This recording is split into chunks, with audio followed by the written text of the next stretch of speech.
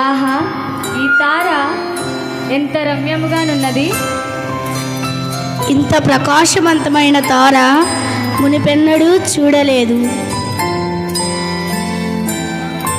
ఈ తార పరీక్షించుచున్నప్పుడు ఎవరో గొప్ప మహారాజు పుట్టి ఉన్నాడని తోచుచున్నది.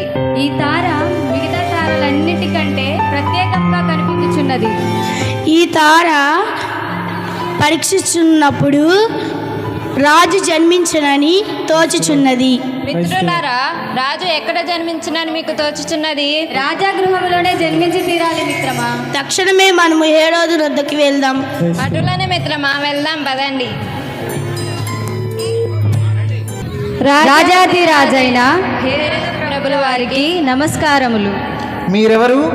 మేము తూర్పు దేశపు జ్ఞానులం. మీ రాకకు కారణం? యూదుల రాజుగా పుట్టినవాడు ఎక్కడ ఉన్నాడు? వాడెవడు?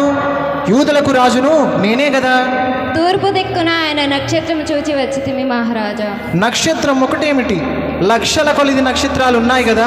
ఆ నక్షత్రం మేము చూచిన నక్షత్రాలన్నింటిలోకెల్లా ప్రత్యేకమైనది మహారాజా. అంతేకాదు మహారాజా, ఆ నక్షత్రం సంకేతం యూదుల రాజు జననం కారణం కోసమే. మేము చెప్పేది ముమ్మాటికి నిజం మహారాజా.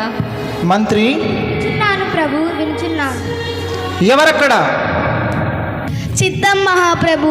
వీరు ప్రయాణం వల్ల అలసి ఉన్నారు, విశ్రాంతిని కల్పించండి. సిద్ధం.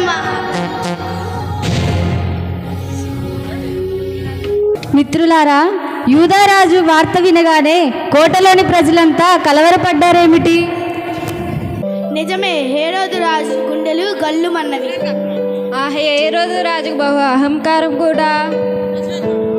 మిత్రులారా, ఆ నక్షత్రం ఎంత ఆశ్చర్యాన్ని కలుపుతుందో చూడండి. అవును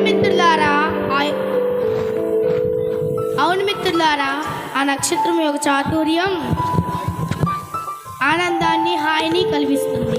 మిత్రులారా, ఆ నక్షత్రం వైపు చూడండి.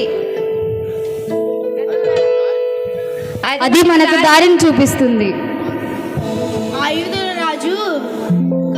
ఆయుధుల రాజుని కనుగొని ఆయన పూజించే ధన్యత మనకు లభిస్తుంది. హై మిత్రమా, ఒకసారి ఆ నక్షత్రం వైపు చూడండి. అది కదల్చబడకుండా అక్కడే ఉన్నది.